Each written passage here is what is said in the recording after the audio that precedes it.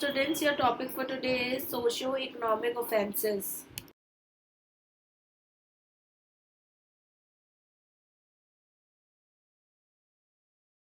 So, socio-economic crimes are many a time used as a synonym of white-collar crimes. But if you do an extensive study, it states that the former is a broader term. So, socio-economic crimes is a broader term than white-collar crimes. And white-collar crimes are the crimes committed by the people belonging to the upper caste and rich backgrounds, whereas a socio-economic offense can be committed by anybody. For example, a big wealthy entrepreneur or a multinational company guilty for tax evasion and a middle class pensioner depositing false return. Both are example of socio-economic crimes, but only the former can be considered as a white collar crime.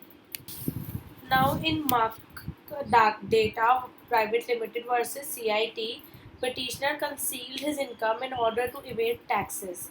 After a show cause notice was served to him, he decided to surrender a sum to avoid the litigation. It was held by the Supreme Court that the sense of surrender of sum was made after the detection was made. If the intention of the appellant was good, he would have filled a return inclusive of the sum which is surrendered later after the assessment proceeding.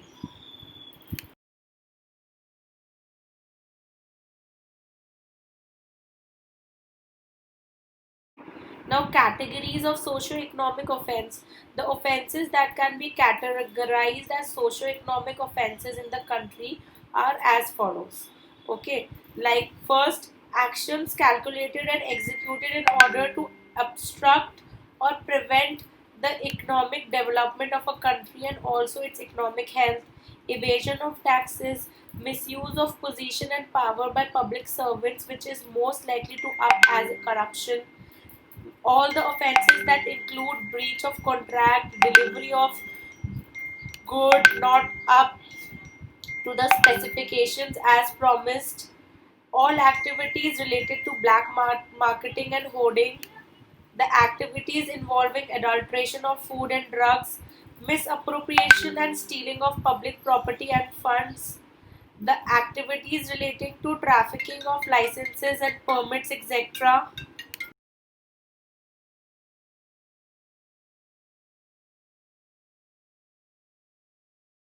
Now, features of socioeconomic offenses. So, in features, motive is there, emotion is there, target victim is there, mode of operation is there, mental element is there. So, motive. Unlike the traditional offenses, here the motive of committing the crime is excessive greed or desire for wealth. Emotion, where most crimes are done due to emotional reasons, on this type of offenses contain no emotional background or relation between the victim and the criminal. Target victim. Mostly the victim in such offences is state or a sector of people, most likely those who are consumer of certain goods or services, a shareholder or having any other securities, etc. Mode of operation. The main element for commencement of such crime is fraud and not force. Mental element. Such offences are usually done deliberately and willfully. So there is a very proper planning done uh, in this kind of offences. Though the main feature of such offences is they that are not done particularly against one person, it affects the country at a large, and hence special efforts are applied in such kind of offences. For example, in case of theft or assault to a person, the only person benefited by the punishment given to the offender is the one who got assaulted, because the act is physically and hence it creates individual and social vengeance. But in this type of offences, if some commodities are hoarded or adulterated, then through this kind of crime, the victim will be at a large part of the society, and in this the victim but also the act of the wrongdoer is capable of harming a large part of the society. Does this kind of acts injury to the whole society.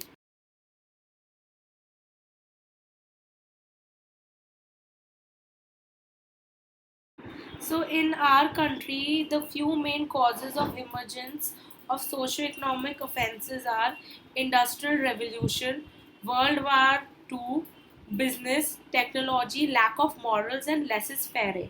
So, industrial revolution is one cause for the emergence of socio-economic offense.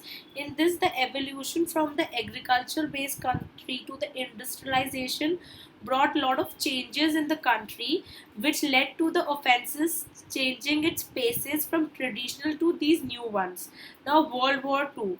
Post the war conditions of the countries were pathetic, which led to changes in the normal working of the society, and hence new practices gave birth to new offenses as well. Business.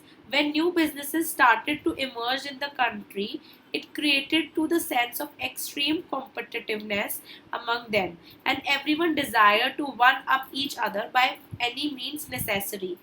Technology. One of the aspects which changed our country for better is also responsible for causing such offenses. So, the emergence of technology and scientific developments led to the decrease in the belief of Almighty. Now, lack of morals, as the fear for the ultimate judgment or the world beyond all humanly things started to disappear, people's morals and ethics also started to decline. This resulted in the increase in frauds and also greed and lust for the materialistic happiness. Laissez faire. So the state decided to leave things as they were, and lack of public resentment resulted in grave consequences, which is now noticeable in our country. But with proper study and attention, these crimes can be controlled in the country.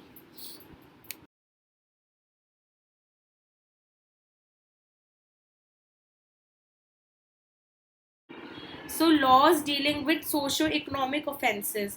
For punishing the criminals relating to socio-economic offences, a number of acts are framed. Also, these acts are established for keeping the regular activities of trade, contracts, etc. And it could take place without or with least number of malpractices. Some of these acts are Drugs and Cosmetic Act, the Prevention of Food Adulteration Act, the Foreign Exchange Regulation Act, the Wealth Tax Act, the Income Tax Act, the Essential Commodities Act, the Customs Act, the Prevention of Corruption Act.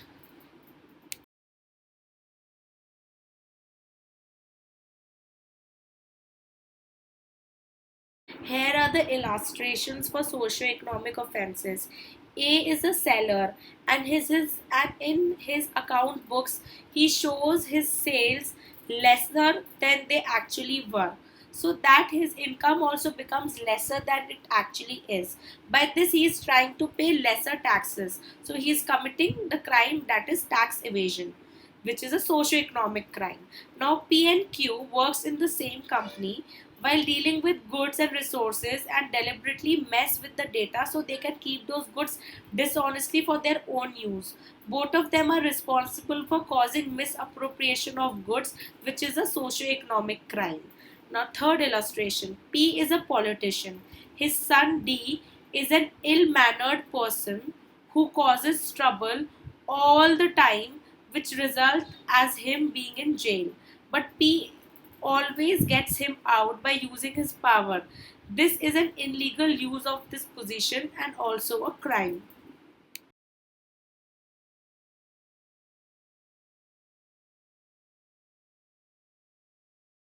Thank you so much.